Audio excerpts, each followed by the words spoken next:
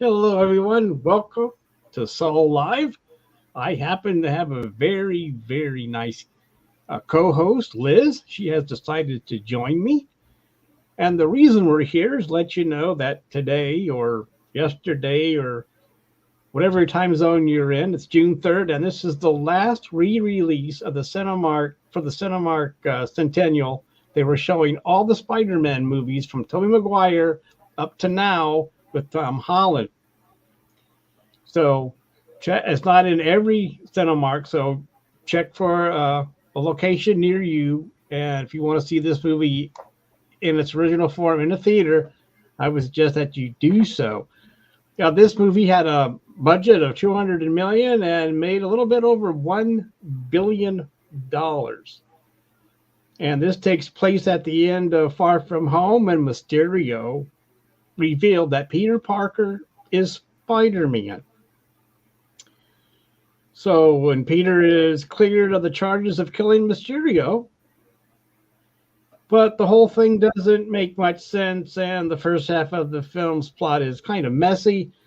But that being said, the world now knows he's Spider-Man and thinks he may also be a murderer. Well, if you read the comics, there was a mix. There were distractors and people that didn't think that. And that was all thanks to Jonah and his Daily Bugle saying that he's a menace and trying to blame every murder on this man that he could possibly do. So Peter wants the world to go back in time before his secret runs out or was out. And he goes to Doctor Strange, of course. He says, no, I can't. We can't go back in time. We can't do it. But he says he can erase the memories of everybody in the world. And you would think that would be the harder spell of the two. Go back but that concept was not go ahead, Liz. all the correct. I'm sorry, that concept was just not quite right to me. But they did have to make a movie and needed to have it run for at least 2.5, 3 hours. So It's like, okay, we'll figure out the harder way to do things. Right. So while Doctor Strange is not supposed to do this spell anyway because he is no longer. I think it's supposed to be done by the Sorcerer Supreme, and he's not that anymore because he was gone for so long that. But Wong was the Sorcerer Supreme now. I believe so. Yes. Yeah. So he wasn't supposed to be doing this.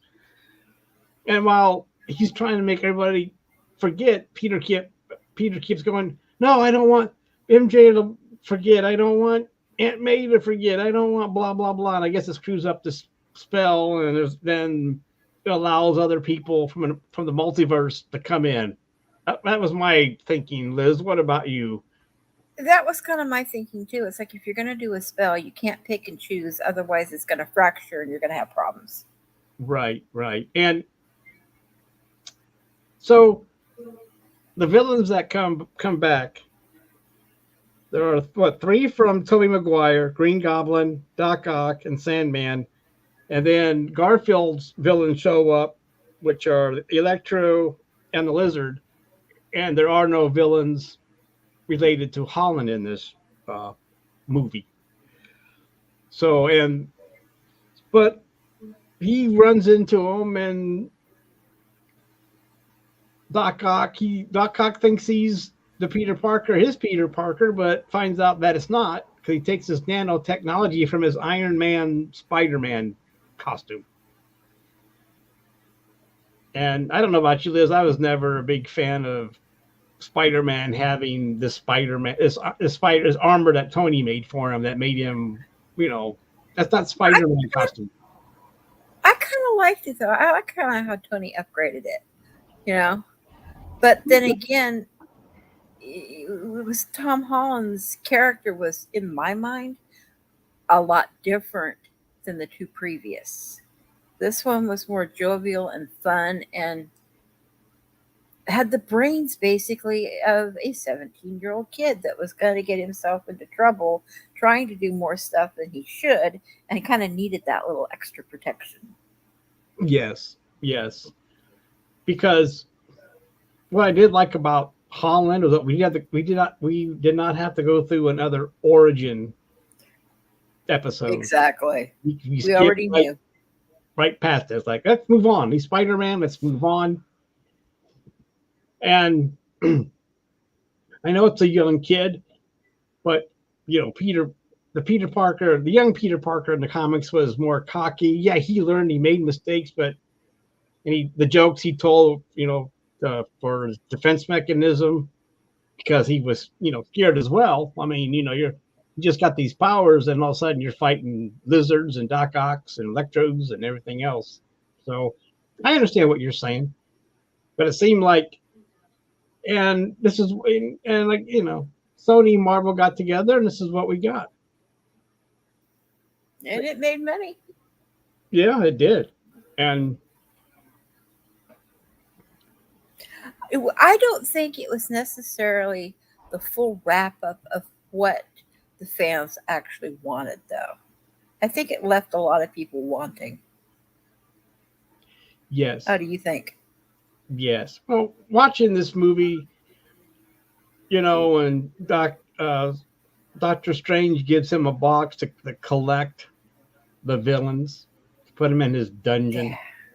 and he's running around doing that. And then I'm not quite sure how it happened so he captures all of them, puts them in that dungeon, and nobody can break out. And Ned and MJ help him, right? He takes him to the Doctor Strange's mansion, of all places. Yeah. And there was some kind of nice. That mansion. What's that? I said I'd like to go visit that mansion. It's gorgeous. Yeah, and there were some pretty nice dialogue between Doctor Strange and Ned. Having kids in his, and then he disappears for a while, and they're going through all this stuff in the dungeon, and we find out that he colors his goatee, of all things. Like, okay, whatever. But don't we all dye our hair? Yeah, a little bit. So while he's doing that, then I'm not quite sure how Ned was able to use Doctor Strange's kind of power to find these other Spider-Men. He's looking for Spider-Man, and of course we get the first one is Andrew Garfield. So, I never really understood that either, how he was trying to tap into Strangelove's power to find that. Or if he had natural ability to begin with, but he didn't know it. I wondered that myself, if he did. I actually wondered that myself from the beginning. Because didn't Strange make a comment about him not being sorcerer material or something? And material, yeah. Next thing you know, he's doing all this stuff, yeah. And this is what bothers me a lot, So the first thing, they get Andrew Garfield over, or that Peter Parker. I think he's 3, right? Is he Peter Parker 3? And Maguire's 2? Whatever. He comes over. Tom Holland is 3. Well, who was number 1? That doesn't matter. I thought Maguire was 2, but maybe he was 1. It doesn't matter. Maguire I think it's 1. Okay, then I made a mistake when I might. But anyway, but here he is. He finds these people. And what always gets me is that he takes off his mask. Yeah. Yeah, it's Tobey Maguire. Shoot, I just had it in my head. Tobey Maguire, Andrew Garfield, and Tom Holland. There you go. All 3 in order. My brain had to function and wake up there for a second. Yeah. But, here's my, they say, well, everybody knows that Tom Holland is Spider-Man. Well, he's running all over London without his mask. Yeah, I never got that either. It's like, come on already.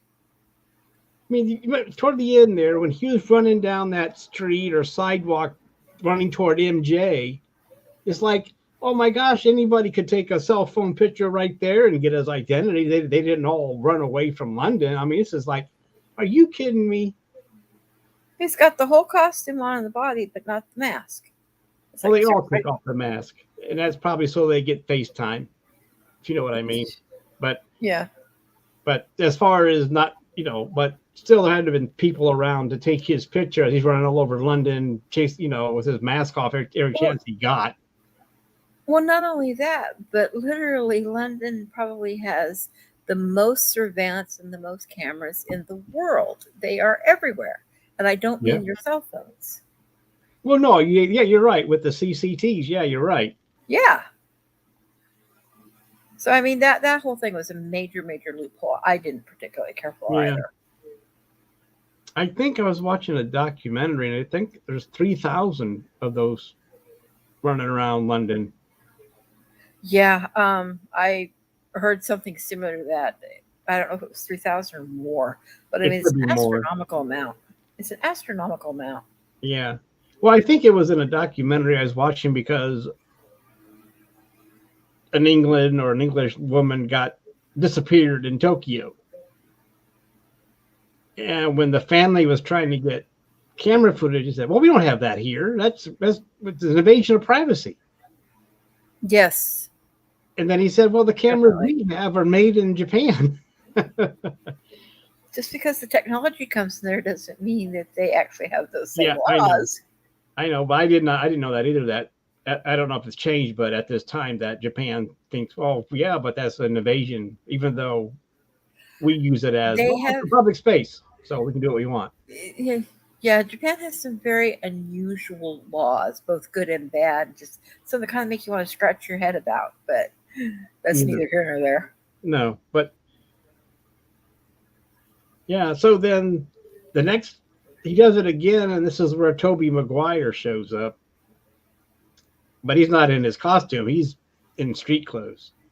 And just say he just got some random old dude. It's like you're calling for Spider-Man. So everybody from the multiverse that they want to bring over is over. The villains, the Spider-Men. So so they come up with a plan. Well, wasn't the one plan was Holland was supposed to send them back with that box, send them back to their own universe, Yes. and then whose idea? Then it was idea to cure them first before they sent them back over.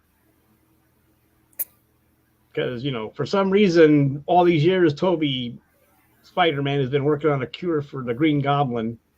And Right. Yeah, I know that one. Yeah. like, okay, you spent the last 20 years making cures for for villains you thought were dead.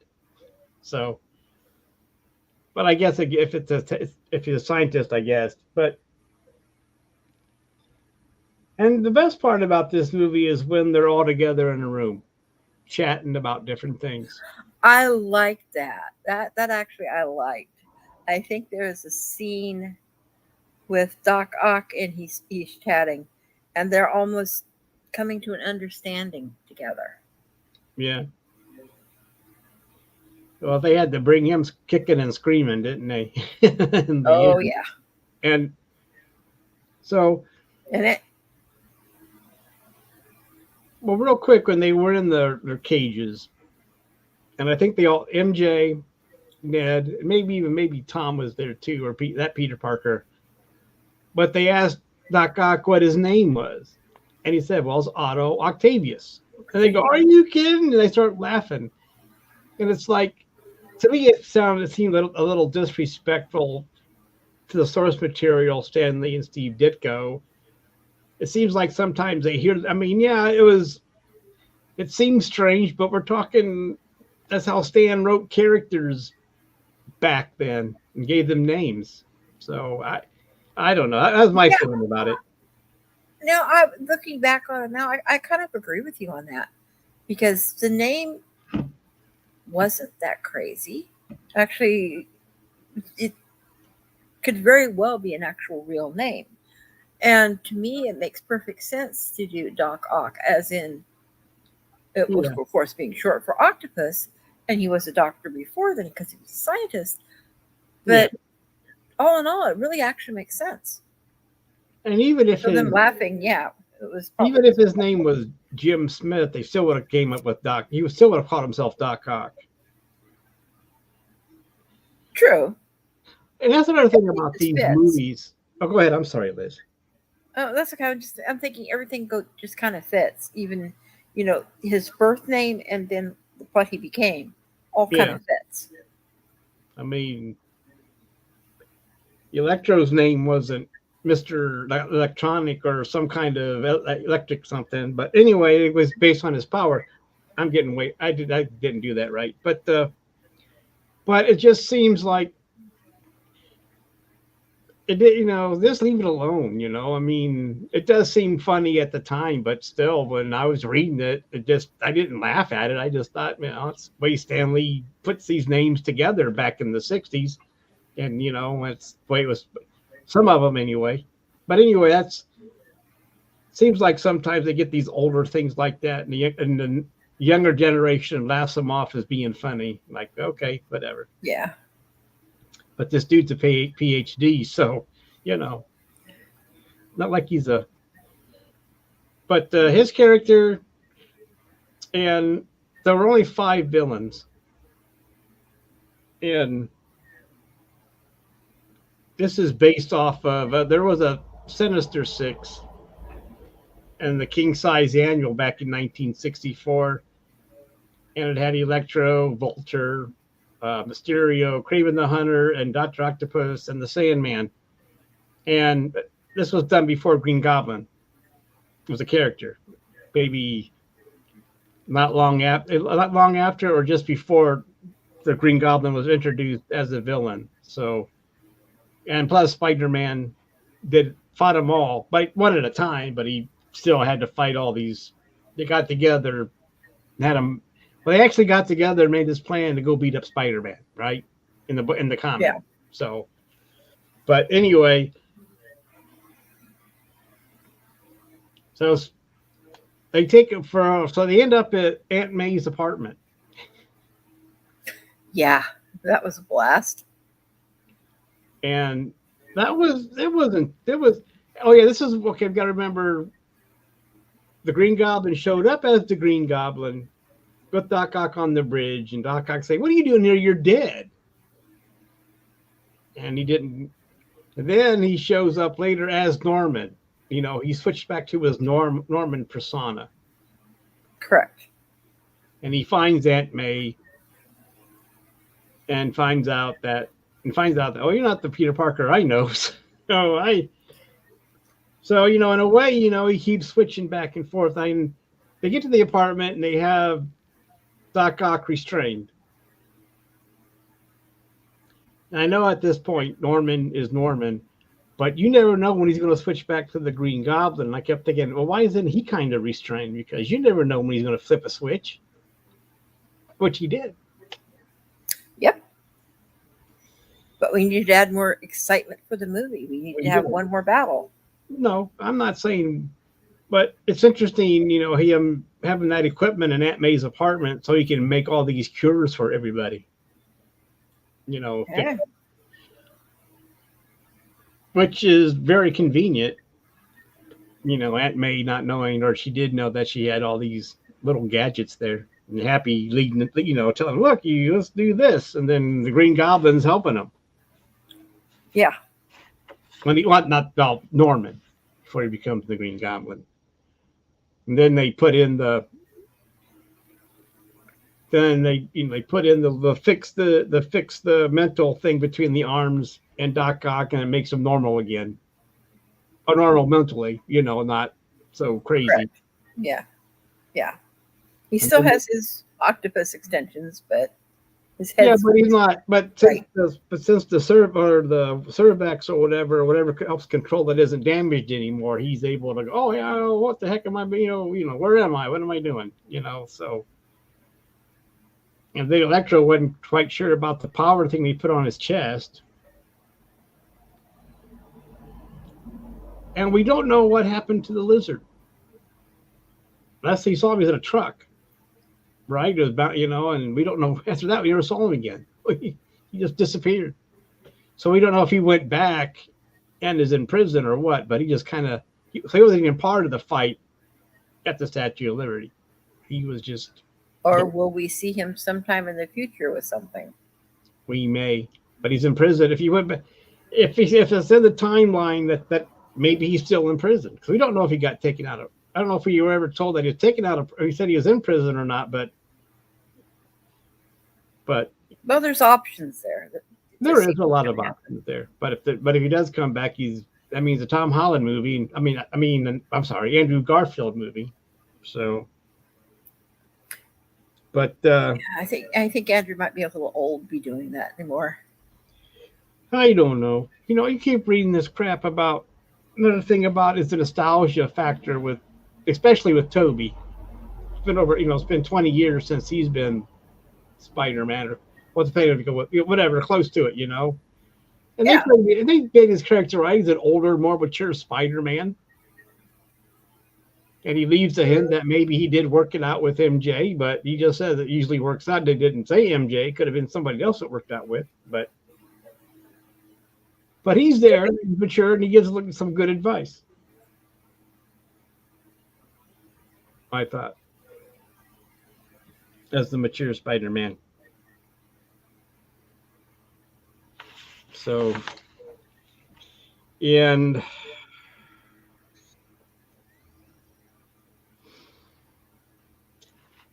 you were talking about too old being a Spider-Man, and I was going to say we keep every so often.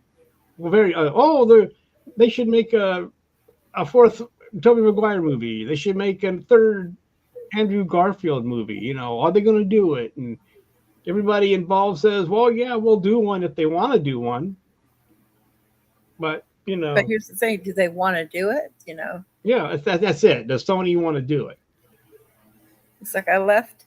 In fact, I thought I heard some rumblings when this movie first came out that both Toby and Andrew had said, this is going to be our last foray into it because our careers and other things, that was great. We did it, but now we want to leave this character behind us and move on to something else. Yeah, well, I know that Sam Raimi would direct it. Well, he said he would if they did it. But what are the chances of them?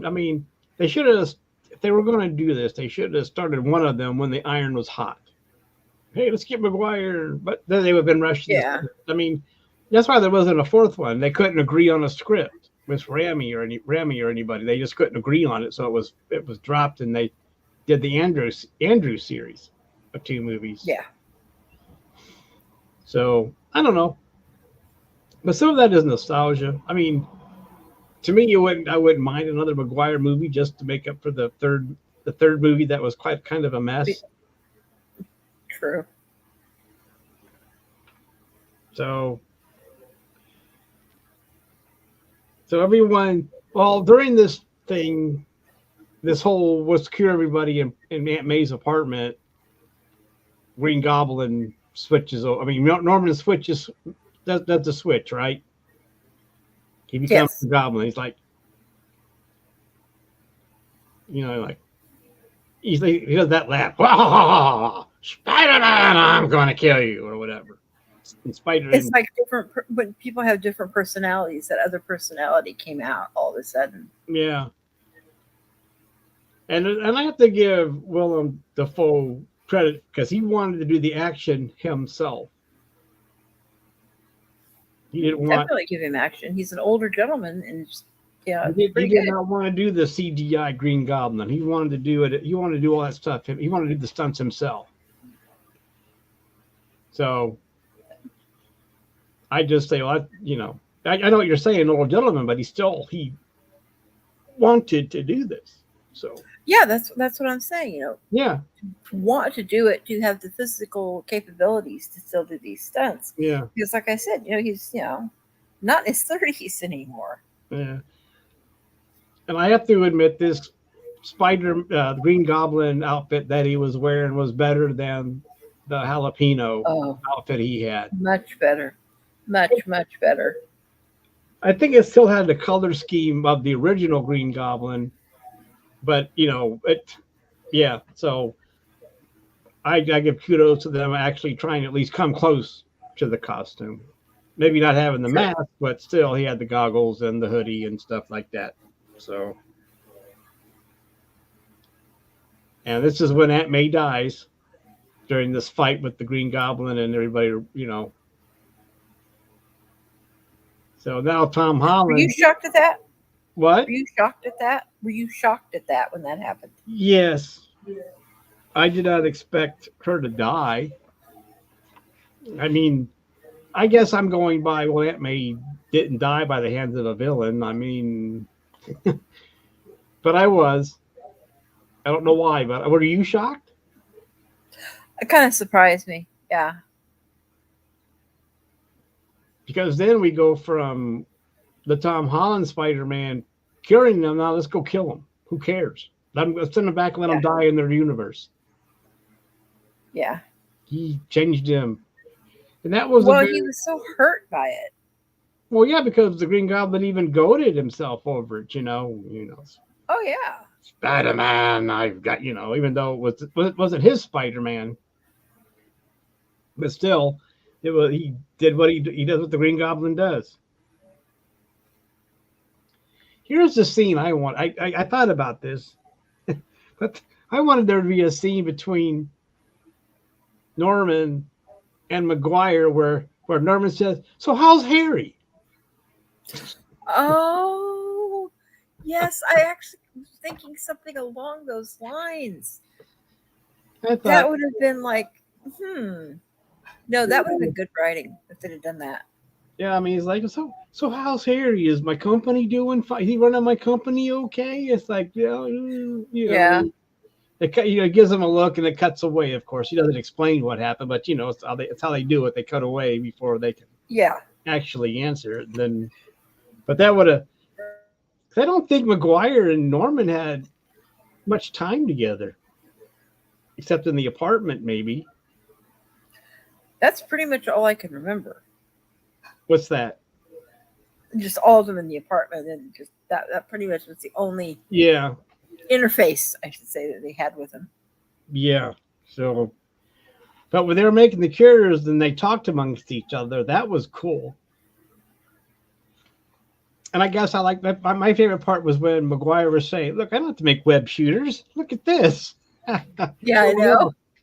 What do you guys do? And I'm like, how do you do that? I think at that point, some barriers came down and they saw each other as another fellow human, not, a villain or the villain's enemy, as in the Spider-Man. It was, just general, Norman and Peter type of thing. And then Andrew, alluded to Gwen Stacy's death. He lost somebody and he's still hurting from that.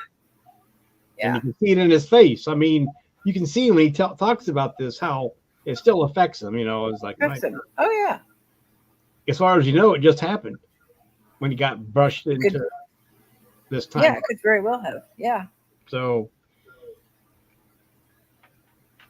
it was nice to see them talk. I mean, they'll have a little convo there while they're making that. I thought that was one of the best scenes, besides the agree. Scenes. But that was one of the best ones where they were just chatting it up like three dudes that have the same thing but have things to share.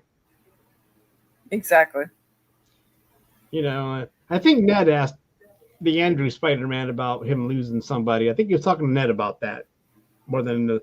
I don't know if that's what my general idea is. Like Ned said something and that triggered something with Andrew, so he talked about that because But to answer your question, yeah, I was shocked by your death, and you can see that Holland now wants revenge. He doesn't care about sending them back to their own universes. So excuse me. So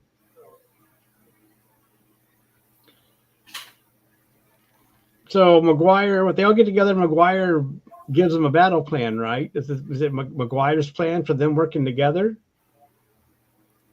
Or was it Holland because he is with the Avengers more? I don't remember which one it was that did give it. I think it might have been Holland because he worked together with the Avengers.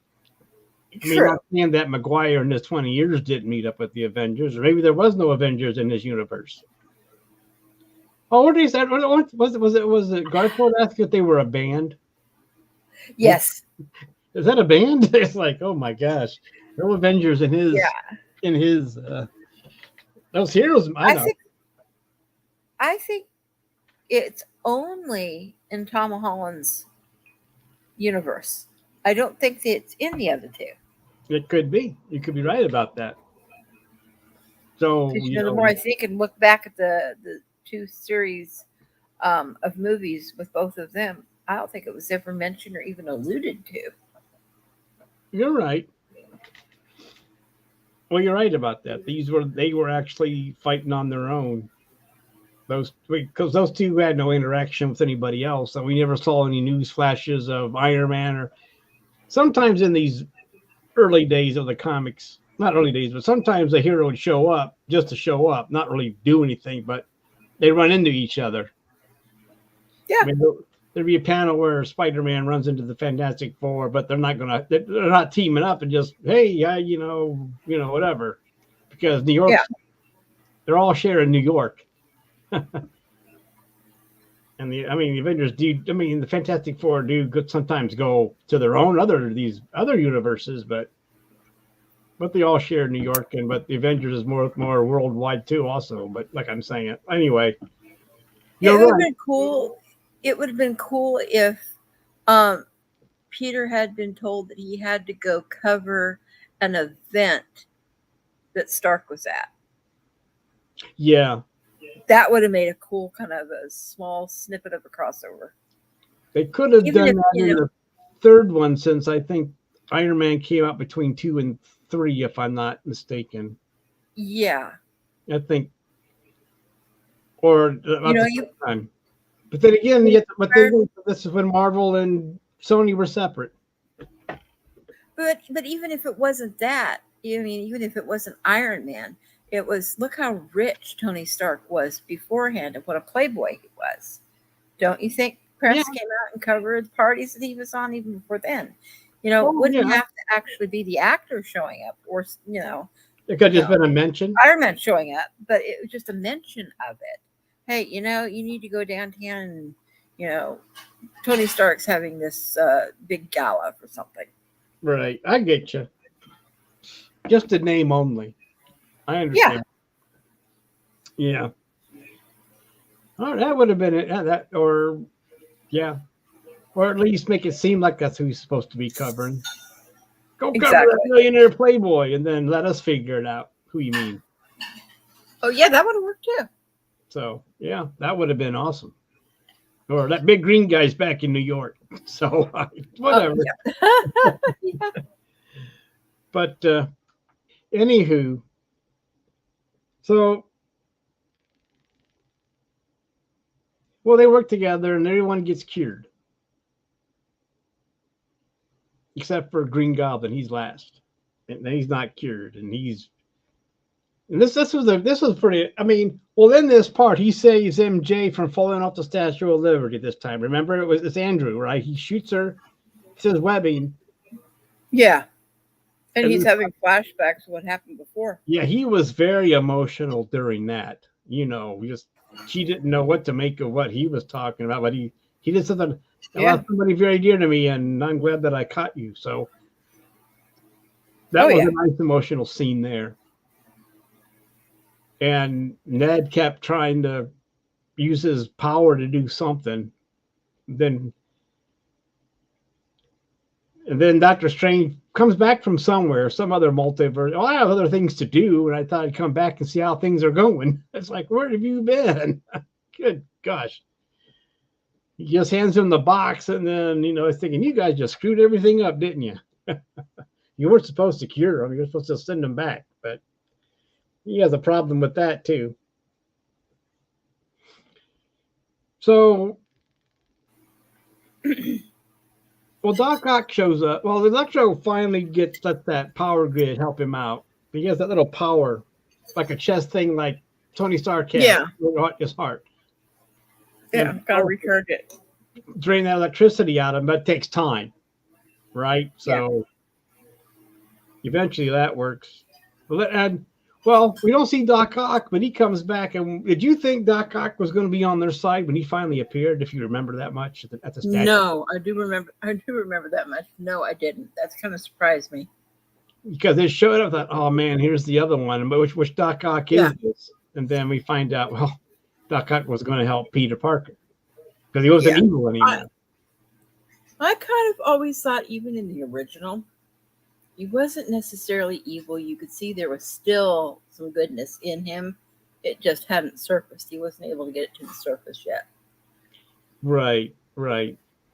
You could be right. I think you're right about that. And I mean, I guess you can't really say he's evil. I mean, he thought he was right in what he was doing, and that's the best thing he's doing. Like, hey, I'm right. What do you leave me alone? Let me let me do what I got to do. And is that when we find that Happy and Aunt May broke up? Yeah, I think so. Because he was there were a couple.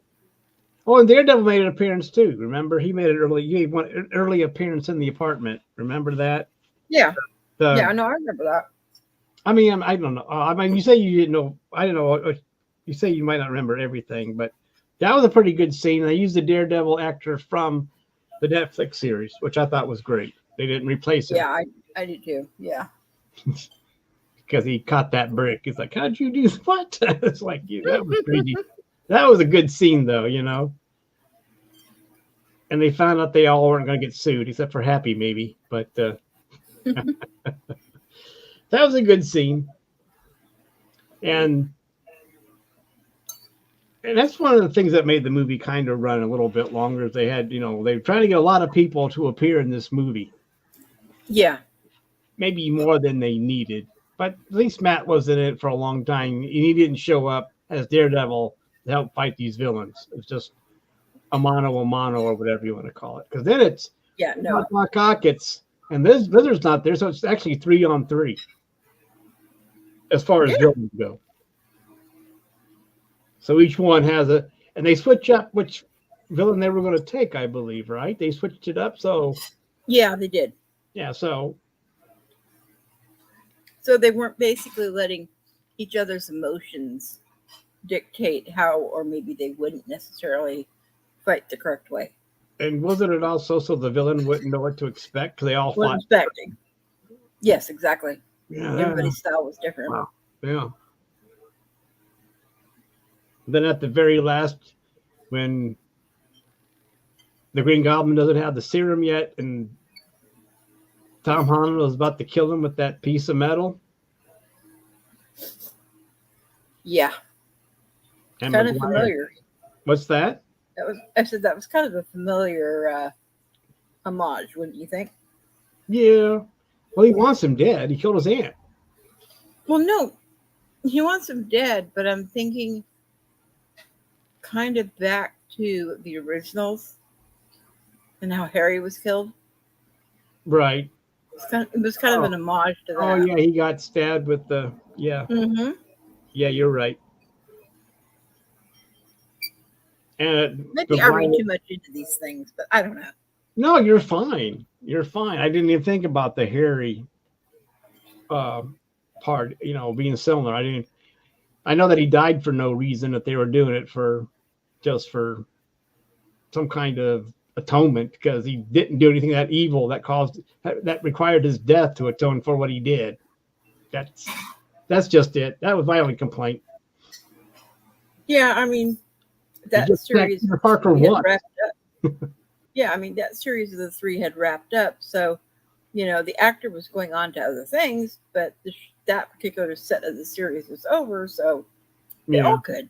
It really didn't matter.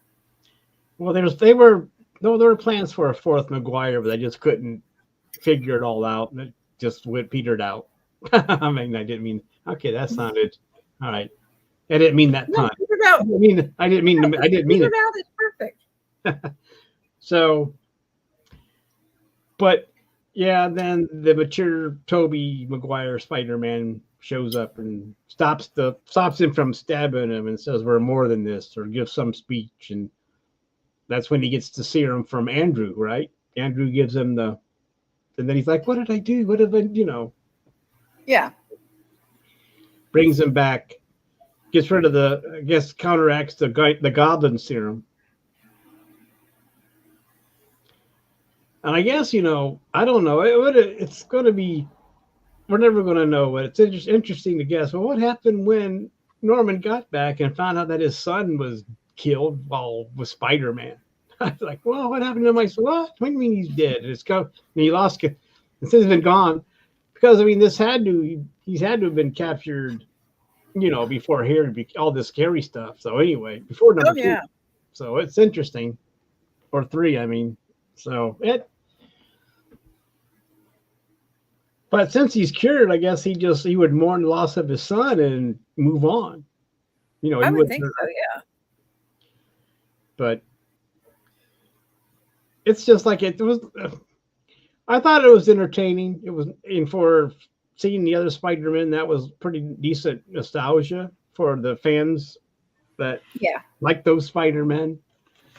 Yeah. And I think I think that I'm just saying that being re-released and all of them started in. How have the viewings been for all of the releases? I know that a couple. I don't know. It's in a select theaters. So I would see that I would see that the ones that are pulling in 1 million or so are considered to be doing quite well. Oh yeah, definitely. Considering the movie started over 20 years ago. Yeah, but I think but I'm just thinking, because I don't know how many theaters they're in and how that constant, what that means for each theater, what kind of money they're pulling in. Because I mean, I checked. I know you're wondering. I don't know which ones. I think the original McGuire did quite well. And I was just curious to see how things were as far as this run, as far as repetitive stuff. It's like, I know years ago they re-released all the Star Wars, and I know they made huge amounts of money doing that. Just kind of like what they're doing right now with Spider-Man. So I was just curious to see. I think it would be really cool if maybe they released all of the Avenger movies again. Yeah. Yeah. Well, it says Spider-Man 3 did 760,000. And that's one day showing. So. Yeah, for one day. It's not terrible. So, let's see, Far From Home. That's the last one. I think but I'm just saying, like I said, I don't know. I can just tell you the number, but I don't know if that means how many theaters. So, I mean. Right. No, I get you. But according to what I see, it's like, well, they're doing quite well, So I guess if you're doing around $1 million re-releasing it, if that's all profit, not bad. Fine. So it's not like they're bombing at the theater. And I think today's Spider-Man, Far From Home should actually pull in some big money too. Seeing that again in theaters. I know it came out in 21, but still. Oh yeah. It may have its issues, but it's still pretty entertaining. Well, think about it. It came out in 21, and we were still in the midst of COVID. Well, yeah, we were still in the midst of COVID. Yeah, we were. So, who really went to the theaters? Back then, yeah, you're right. So and the thing is like the budget was 200 million, where the rest of them, like the Andrew ones, and maybe the ones before that were like doing like 30 more million for the budget. So somehow they were able to save the money on the budget. I don't know how much they paid McGuire and Andrew. I have no clue how much they got paid, or anybody got paid. I never looked up that information to see how much they got paid to return. It must have been enough. They showed up. Oh yeah. So. Well, that's all I have. If you have anything else, Liz. No, I really don't have anything else. We basically covered it, but seeing it is, and besides, listening to us review it, there's nothing like watching the real deal. I know you probably have it on a streaming service or you got the Blu-ray, but still, the theater But experience. even so, seeing it, I was gonna say, yeah, seeing it in the big screen, with the smell of the theater smells around you. Yeah, definitely. And if you got a big enough crowd, I mean, you'll have the crowd reaction to build off of too. Like if they're laughing at certain jokes Oh yeah. or they get emotional about the other scenes.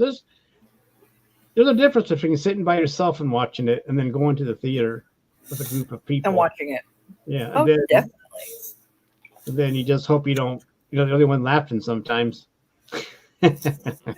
Yeah. But it's funny.